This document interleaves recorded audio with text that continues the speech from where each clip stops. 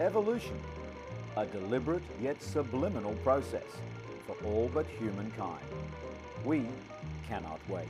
It's one small step for man, one giant leap for mankind.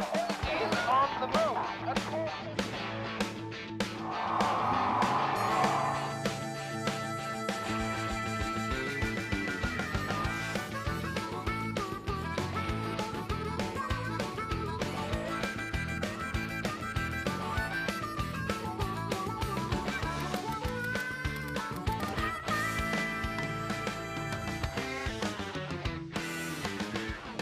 Coming up in this edition of Making History, the man responsible for enabling sailors to navigate safely.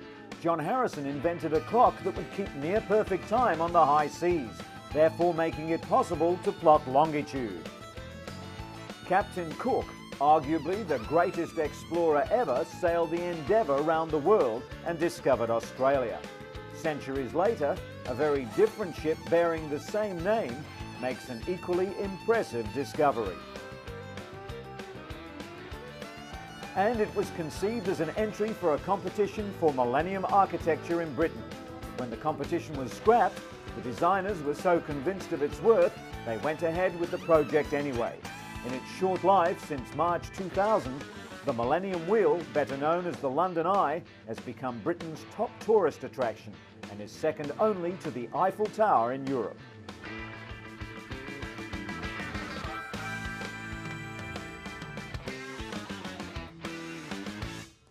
But first, it's June 2001, and British motor racing legends Stirling Moss and Jaguar cars are to be reunited at Le Mans this week, 50 years after Jaguar's first victory.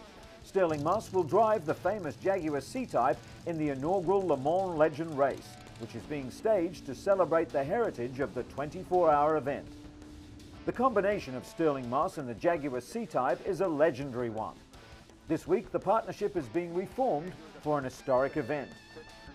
50 years ago, the British racing legend led a newly formed Jaguar team to race what was then a completely new and untried car in the 24-hour race. 3 Jaguars entered.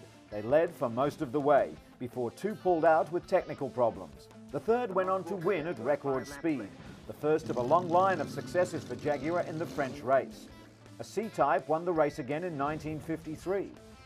The C-Type is one of a cavalcade of classic Jaguars travelling to Le Mans to celebrate the greatest endurance race in the world. It's more than 10 years since the company last had a victory at Le Mans, but Stirling Moss and the legendary C-Type return to what is still Jaguar's favourite hunting ground.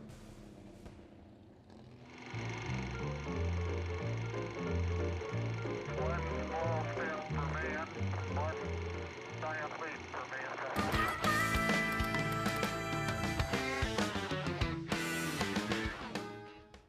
An unforgiving coastline. As recently as 200 years ago, treacherous waters like these claimed countless lives. In the days before sailors could measure their longitude, navigation was an inexact science. Ships were often lost at sea, entire fleets shipwrecked. The loss of some of the world's greatest ships demanded action. Navigation became the scientific challenge of the age. For one man, John Harrison, solving the longitude problem became a lifelong quest.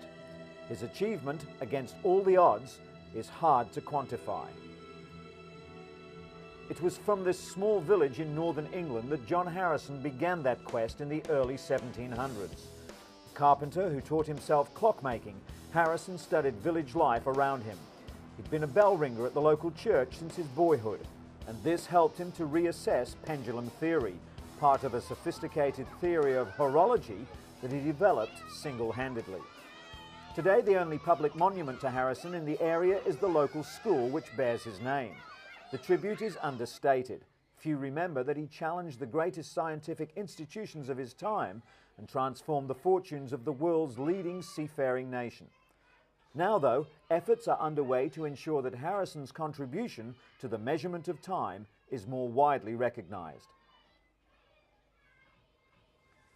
With actor Michael Gambon in the starring role, Britain's Channel 4 has made an epic television drama about Harrison, a man Gambon perceives as dogmatic and bullheaded. It was the 1995 publication of a book by American author Dava Sobel that first brought the real story of longitude to light. For centuries, map makers have used a system of grid lines indicating latitude and longitude to mark positions on the Earth.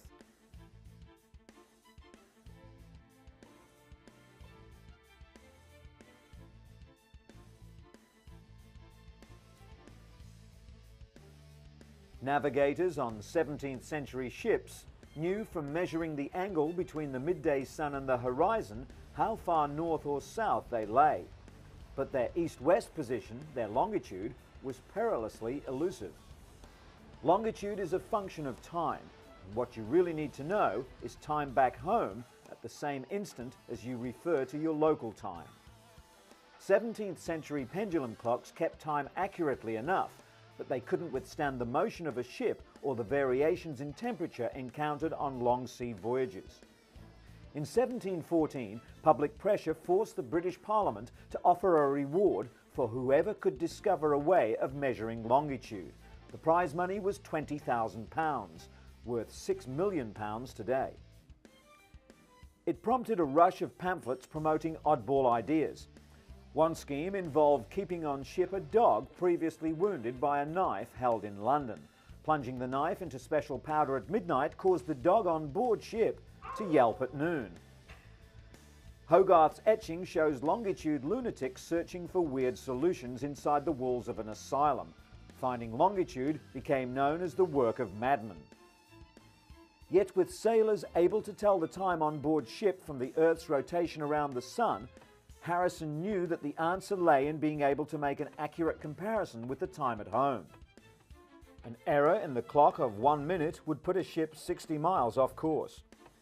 Although in the early 18th century clocks had not reached that kind of accuracy, one of Harrison's first machines still keeps time above the stables at Brocklesby Park near his hometown. It was installed in 1722. The last clock he made before beginning the longitude quest. Harry Johnson, the estate's carpenter, is responsible for its upkeep. He's been winding it for about 35 years, and over the years, the joints haven't moved at all. In this clock, Harrison used a unique mechanism known as the grasshopper escapement. The wooden wheels are carved out of lignum vitae, a tropical hardwood with natural resins. It never needs lubrication. On the set of the Channel 4 production, Harrison's clocks are the true stars of the show. Clockmaker and Harrison expert Andrew King is acting as props consultant. He believes that the wooden clocks Harrison made are fundamental to his life's work. It was after demonstrating his ideas to eminent clockmaker George Graham, a member of the Longitude Board, that Harrison received encouragement and development money to make a series of chronometers to be used at sea. H1 was his first, one of the most remarkable marine chronometers of all time. Linked balance arms overcame the problem of motion. The use of brass and steel overcame the temperature problem, and he continued to use wheels of lignum vitae. The Royal Observatory at Greenwich houses H1 and the rest of Harrison's chronometers. After H1 failed to win the longitude prize by a short margin, he moved quickly through H2 and H3. He spent 19 years improving H3, convinced it was the sea clock that would win him the prize. Then, in an extraordinary change of direction, he realized he should try to improve the balance inside the pocket watches of the day. This was his masterstroke. On a voyage to the West Indies, H4's error was just 5 seconds, more than enough to win the prize. To the Board of Longitude, though, its very accuracy was suspicious. They prevaricated and called it a fluke. In the end, though, they did agree to give him half the prize money. Harrison wasn't satisfied because he wanted not only the full prize money, but the recognition that he'd solved the problem.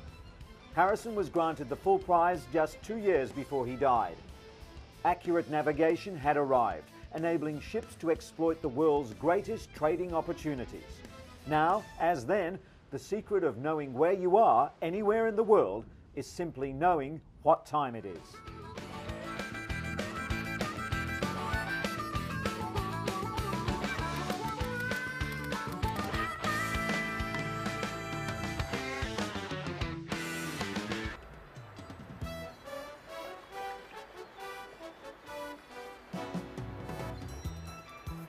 The first Endeavour was commanded by one of the greatest sea captains that ever lived, Captain James Cook. Cook, the very name dominates an age of world exploration.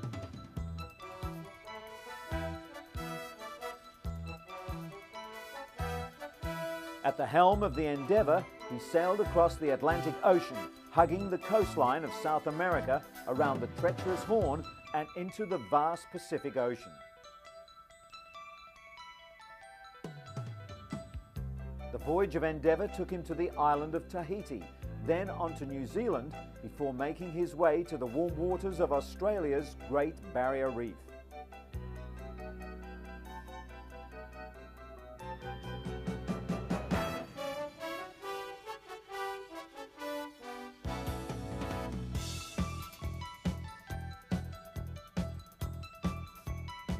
Finally, Cook charted a course around the tip of Africa, back into the Atlantic and home to England.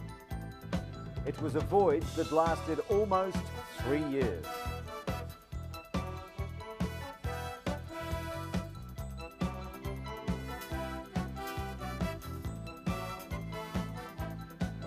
Born the son of a farmer, Cook aspired to a career normally reserved for the privileged upper class. He worked hard and spent much of his free time studying navigation, astronomy and physics. Without a doubt, his knowledge of these subjects led to his overwhelming success as an explorer. And just like Cook's great Endeavour, the Shuttle Endeavour was built to set forth into the great unknown. Although she may look similar to the first 4 shuttles built before her, Endeavour was the first to pioneer new technology that's still used today. These modifications included a drogue parachute for safer landings and improvements that allow the shuttle to fly longer missions of exploration. Cook's Endeavour was also modified before she set sail. She started out as a short-range coal-hauling ship named Earl of Pembroke. She was then refurbished for longer voyages and rechristened Endeavour. Then in August 1768, Cook sailed her from Plymouth, England, to begin one of history's greatest voyages. Along the way, the scientists with him would observe and document new plant and animal life they encountered. Whenever NASA launches a shuttle into space, astronauts also have more than one job or objective to carry out. While exploring the uncharted Australian coastline, the Endeavour ran aground on the Great Barrier Reef. But Cook had a skilled and ingenious crew who were able to repair the ship and enable the voyage to continue to its successful conclusion. Shuttle Endeavour's crew ran into problems too when they first tried to capture a satellite. This task was easily performed on Earth, but in space it was a different matter.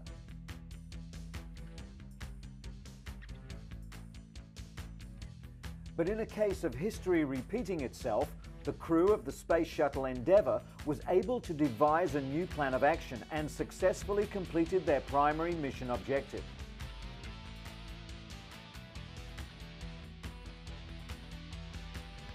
And like Cook's crew, the shuttle crew also had secondary objectives, from life science experiments which test the human body to working outside in the payload bay, perfecting construction techniques in preparation for Space Station Freedom, the International Space Station. So, like Cook, they're blazing a trail for those who will follow. Shuttle flights carry as many as 21 cameras in order to show researchers back on Earth their experiments in action, or to test the space hardware, or give oceanographers a new view of the oceans and geologists a different view of the Earth. And the beauty of the Earth from space sparks the imagination of everyone.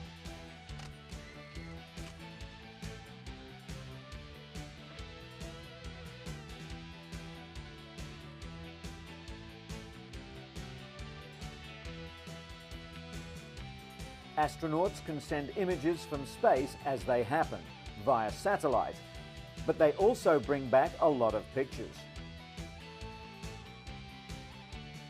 In Cook's day, there were no cameras, but he still needed to document the things he saw, so he had two artists on his endeavour to draw the landscapes, people, plants and animals that they encountered. The modern-day Endeavour has a crew of 7, a commander and a pilot who fly the shuttle, and 5 mission specialists who perform microgravity experiments, do spacewalks, operate the shuttle's robotic arm and deploy satellites. Of course, with such a small crew, they all have to help each other out and share the workload.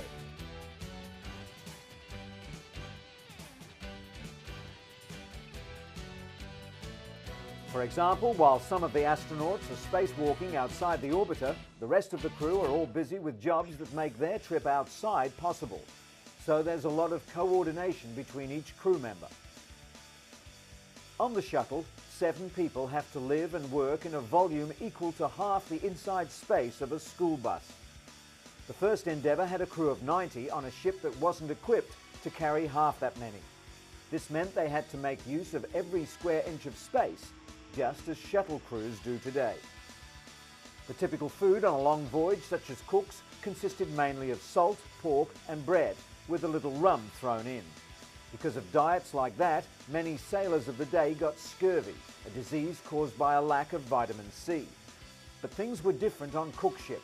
He loaded Endeavour with as much meat, fruit, vegetables and onions as it could carry, and because of that, he didn't lose a single member of his crew to scurvy.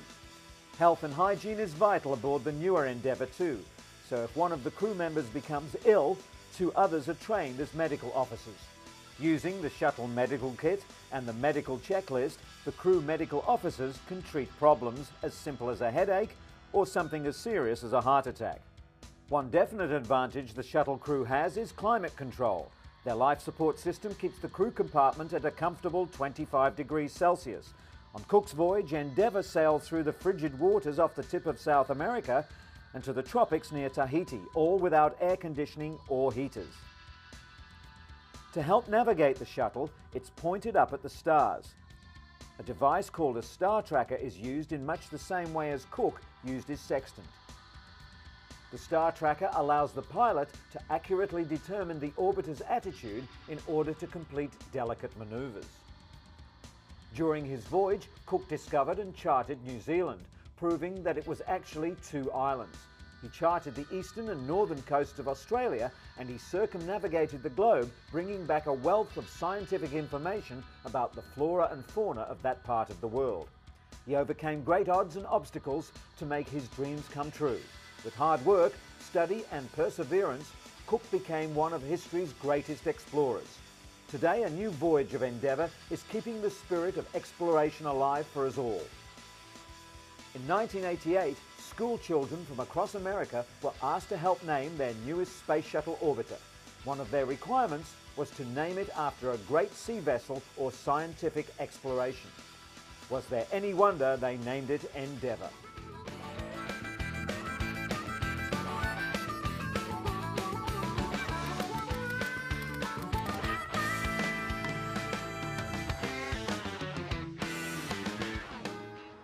Dawn over the River Thames, and the skyline is marked by London's newest icon.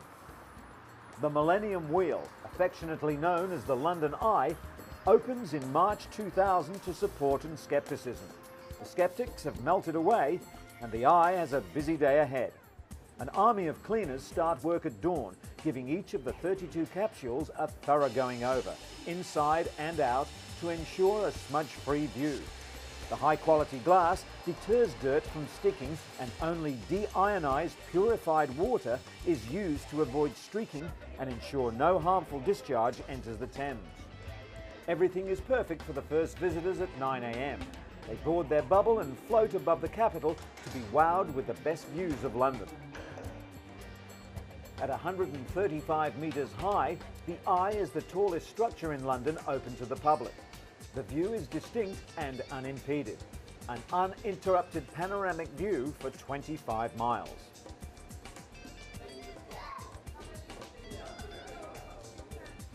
The wheel's architects and designers, husband and wife team Julia Barfield and David Marks, wanted their monument to the millennium to be a celebratory structure that people could participate in and find uplifting.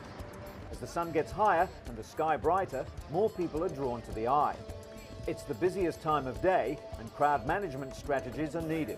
The London Eye is to elevate more than 4 million people above London in the first 15 months of its opening.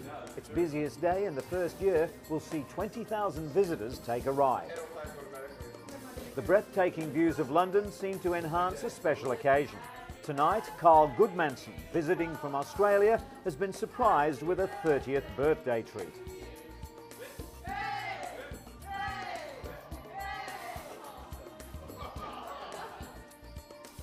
Julia and David are proud of overcoming one of the most difficult engineering problems of making sure none of the Eye's structure spoilt the view. As night draws in and the day trippers go home, the wheel doesn't stop turning. It's time for maintenance and safety checks. But in 3 of the other pods on the wheel, it's lights, camera and action. This is the creative group who are making an Audi car commercial. They hit on the idea of promoting the A2's lightweight structure. A heavier car would have breached the Eye's weight restrictions.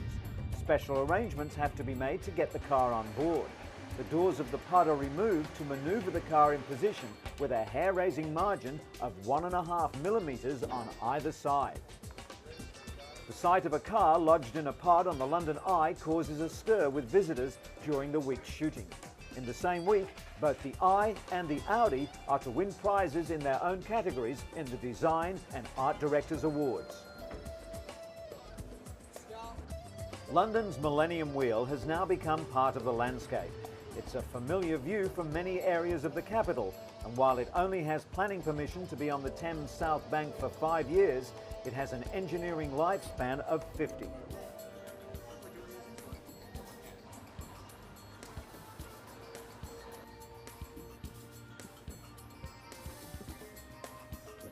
The London Eye is one of the most imaginative and audacious projects of the new millennium. Its 7 years in the making delivered innovative solutions to different design and construction challenges. The result is a spectacular new landmark that's been lovingly adopted by one of the world's most famous capital cities.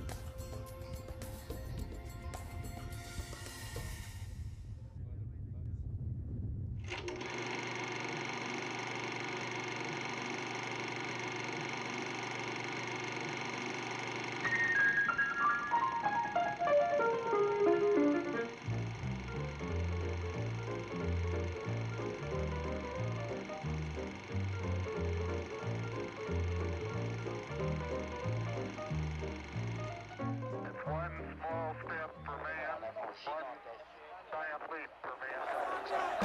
Is on the move.